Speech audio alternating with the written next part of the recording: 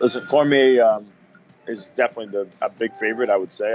I don't know the odds, but I would say it's his easiest matchup on paper that he's had in a long time.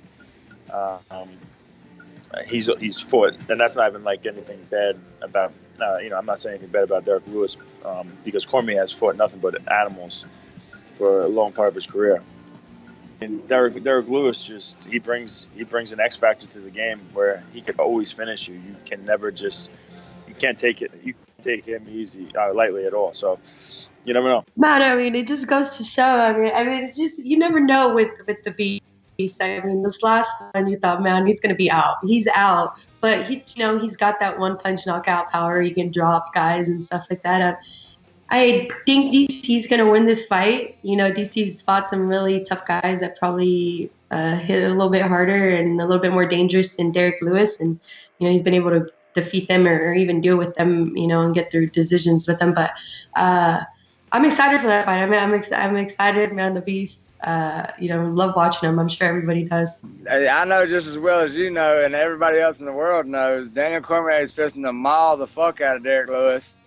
And I just don't see him getting lucky and catching Daniel Cormier at all. Daniel Cormier is way too smart a fighter. He's fixing to take him down and fucking make him miserable until the fight's over. And that's not an opinion. That's a fact. Man, it's hard to sleep on a guy like Derrick Lewis. I mean, the guy's lost one fight in the UFC, and he somehow gets it done every fight. It's hard to go against him. But at the end of the day, DC is the champ, and I think his rest is a really big problem for Derrick Lewis going into that fight. Cormier. Yeah, but it'd be awesome to just see like Derrick Lewis pull off another knockout in the last 5 seconds. I find Derrick Lewis hilarious, man. I love watching that guy's interviews. It was so funny. Like they said, he gained like 500,000 followers after that fight because him and Rogan's interview, whatever. So I just don't see him being able to beat DC. DC's strengths are Derrick's weaknesses, his wrestling, takedown defense. DC's able to fight 5 rounds pretty hard. He's got good cardio. I think Lewis is going to, have trouble in this fight. To me, it seems like a business tactic where the UFC is just trying to get a big fight for the main event, and then they're going to have DC get I think a fairly easy win unless Lewis could catch him early first round and then, be able to fight Brock whenever he's ready. I think that's kind of what they're doing here. I think Cormier is going to win. I mean, look, you can never count out Derrick Lewis. I mean, look what happened his last fight. Volkov is winning the entire fight, and then boom, he's out. So, I just think that athletic-wise, Cormier is going to play to his advantage. I just see Cormier taking him down and just ground and pounding, maybe even submitting him.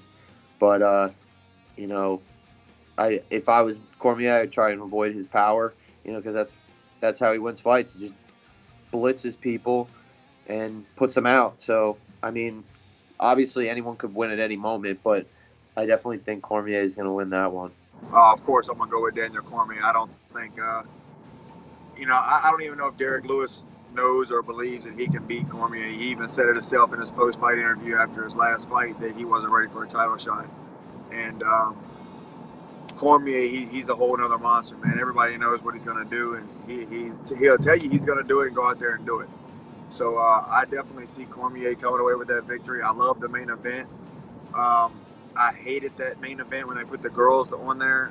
Nothing against them, but I just thought that brought the card down a little bit. If anything, I was thinking Poirier and Diaz should have been the main event, whether it's for a title or not.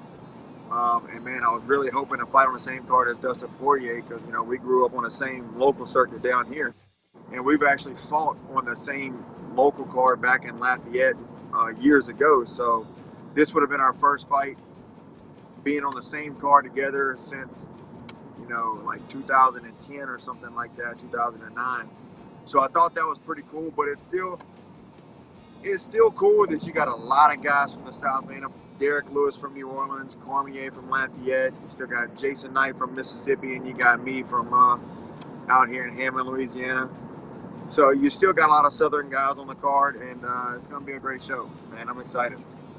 And anyone has a puncher's chance, man, when it comes to this, as Derrick Lewis demonstrated, in his last fight, last 10 seconds, pulled it off, so I'm not going to discount them, but at the end of the day, we're talking about DC.